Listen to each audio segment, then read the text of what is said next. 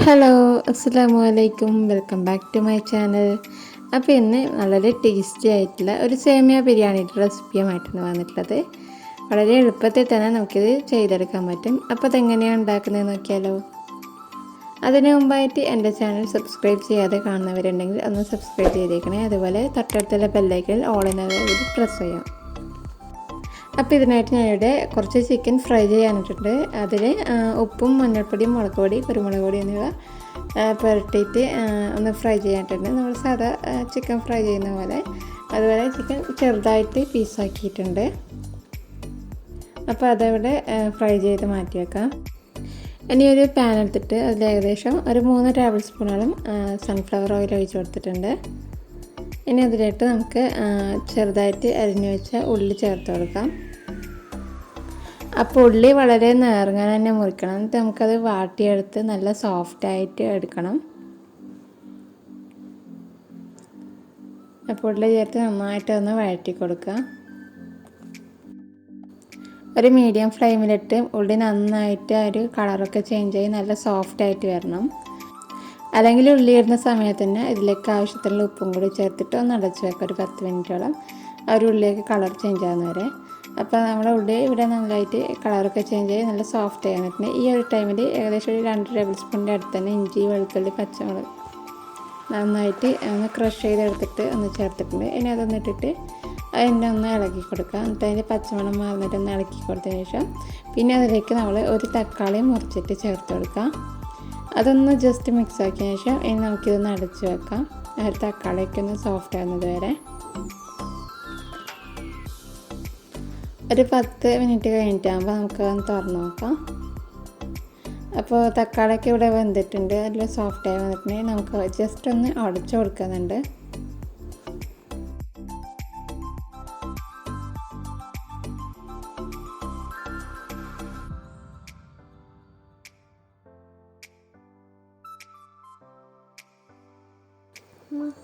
അപ്പോൾ അതൊന്ന് മിക്സ് ആക്കി എടുത്തതിന് ശേഷം ഇനി ഇതിലേക്ക് ഒരു ടീസ്പൂൺ ഗരം മസാല കൂടി ചേർത്തിട്ട് നന്നായിട്ട് ഒന്ന് മിക്സ് ആക്കി എടുക്കുക. അതുപോലെ ഈ സമയത്ത് എരിവ് കൂടുതൽ വേണമെന്നുണ്ടെങ്കിൽ ഒരു 1/2 ടീസ്പൂണോളം കുരുമുളക് പൊടി ചേർത്ത് കൊടുക്കാം. അപ്പോൾ മസാലപ്പൊടി കൂടി ചേർത്തിട്ട് നന്നായിട്ട് ഒന്ന് മിക്സ് ആക്കി എടുത്തതിന് ശേഷം ഇനി ഇതിലേക്ക് ആവശ്യത്തിനുള്ള ഉപ്പും കൂടി ചേർത്ത് കൊടുക്കാം. അപ്പോൾ ഉപ്പ് ചേർത്തിട്ട് എല്ലാം കൂടി നന്നായിട്ട് ഒന്ന് മിക്സ് ആക്കി എടുക്കാം. അപ്പോൾ ഉപ്പും കൂടി ചേർത്തിട്ട് എല്ലാം കൂടി നന്നായിട്ടൊന്ന് മിക്സ് ആക്കി എടുക്കാം. ഇനി ഇതിലേക്ക് ഫ്രൈ ചെയ്ത് വെച്ച ചിക്കൻ ചേർത്ത് കൊടുക്കാം. അപ്പോൾ അത് ചേർത്തിട്ട് നന്നായിട്ടൊന്ന് മിക്സ് ആക്കാം. മസാലയിൽ ഫുള്ളായിട്ട് ചിക്കൻ ഒന്ന് മിക്സ് ആക്കി എടുക്കാം.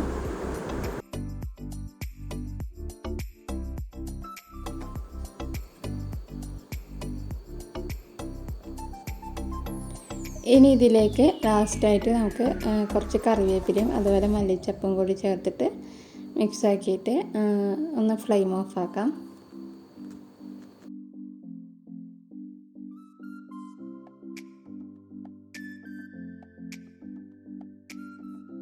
അപ്പോൾ നമ്മൾ മസാല ഇവിടെ റെഡി ആയിട്ടുണ്ട്. ഇനി അത് അടച്ച് വെച്ച് മാറ്റി വെക്കാം. ഇനി നമുക്ക് ഇതിലേക്കുള്ള സേമിയ വേവിച്ചെടുക്കണം.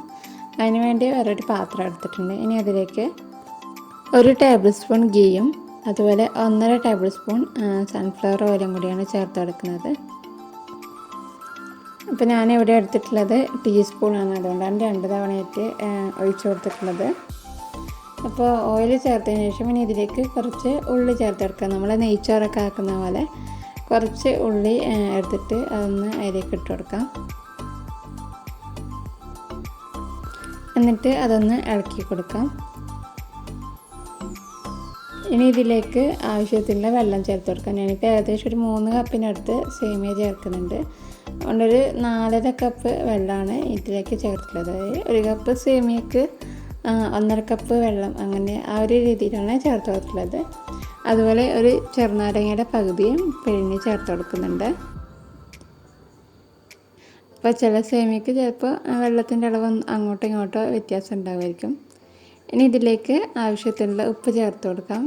സേമിയക്ക് ആവശ്യത്തിനുള്ളത്. അതുപോലെ 1/2 ടീസ്പൂണോളം ഗരം മസാല കൂടി ചേർത്ത് കൊടുക്കാം. ഇനി അതൊന്ന് മിക്സാക്കി കൊടുക്കുക. എന്നിട്ടാകുമ്പോൾ ഒന്ന് അടച്ച് വെക്കുക. നല്ല വെള്ളം നന്നായിട്ട് ചൂടായിട്ട് വരട്ടെ. അപ്പോൾ ഇവിടെ വെള്ളം നല്ലപോലെ തിളച്ച് വന്നിട്ടുണ്ട്. ഇനി ഇതിലേക്ക് നമ്മൾ സേമിയ ചേർത്ത് കൊടുക്കാം. അപ്പോൾ സേമിയ ചേർക്കുമ്പോൾ അത് നന്നായിട്ട് വറുത്തെടുക്കണം, നല്ല റോസ്റ്റ് ചെയ്തെടുക്കണം. അപ്പോൾ റോസ്റ്റ് ചെയ്ത സേമിയ തന്നെയാണ് കൈമലുണ്ടെന്നുണ്ടെങ്കിൽ അതങ്ങനെ തന്നെ ചേർത്ത് കൊടുക്കാം. അല്ലാത്തതാണെങ്കിൽ ഒന്ന് ഗീയിലിട്ടിട്ട് നന്നായിട്ടൊന്ന് റോസ്റ്റ് ചെയ്തെടുക്കാം. അപ്പോൾ സേമിയ ചേർത്തിട്ടുണ്ട്. ഇനി ജസ്റ്റ് ഒന്ന് ഇളക്കിയ ശേഷം നമുക്കിത് അടച്ചു വെച്ച് വേവിക്കാം.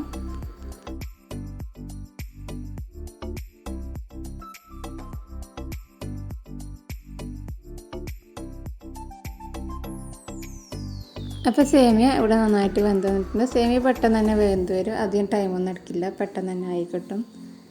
അപ്പം അത് നന്നായിട്ട് വെന്ത് വന്നിട്ടുണ്ട്. ഇനി ഇതിലേക്ക് നമ്മൾ മസാല ചേർത്ത് കൊടുക്കാം.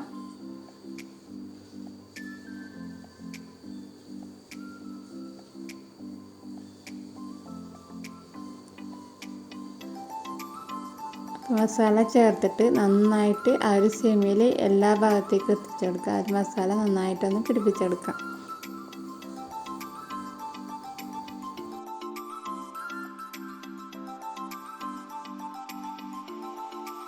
അപ്പോൾ ആ സേമിയയിൽ ആ മസാലയൊക്കെ നന്നായിട്ട് മിക്സ് ചെയ്തെടുത്തതിന് ശേഷം ഒരു 5 മിനിറ്റ് ഒരു ലോ ഫ്ലെയിമിലിട്ട് അടച്ചു വെക്കാം. എന്നിട്ടാകുമ്പോൾ നമുക്ക് സെർവ് ചെയ്യാം. ഇപ്പോൾ നല്ല അടിപൊളി സേമിയ ബിരിയാണി ഇവിടെ റെഡി ആയിട്ടുണ്ട്. അപ്പോൾ ടേസ്റ്റ് വെച്ച് നോക്കുകയാണെങ്കിൽ നമ്മൾ റൈസ് ബിരിയാണിൻ്റെ അത്രയ്ക്ക് എത്തില്ല എന്തായാലും, എന്നാലും നല്ല അടിപൊളി തന്നെയാണ്, എല്ലാവർക്കും ഇഷ്ടപ്പെടും. അതുപോലെ നമുക്കൊരു വീട്ടിലൊരു പാർട്ടിയൊക്കെ വരുവാണെങ്കിൽ ഇത് പെട്ടെന്ന് തയ്യാറാക്കി എടുക്കാൻ പറ്റും. അപ്പോൾ എല്ലാവരും ട്രൈ ചെയ്ത് നോക്കുക. എന്നിട്ടാകുമ്പം അഭിപ്രായങ്ങൾ കമൻ്റായിട്ട് അറിയിക്കുക. അപ്പോൾ വീഡിയോ ഇഷ്ടമായെങ്കിൽ ലൈക്ക് ചെയ്യുക, ഷെയർ ചെയ്യുക, സബ്സ്ക്രൈബ് ചെയ്യാത്തവരുണ്ടെങ്കിൽ ഒന്ന് സബ്സ്ക്രൈബ് ചെയ്തേക്കുക. അപ്പോൾ വീണ്ടും നമുക്ക് നല്ലൊരു വീഡിയോ ആയിട്ട് കാണാം.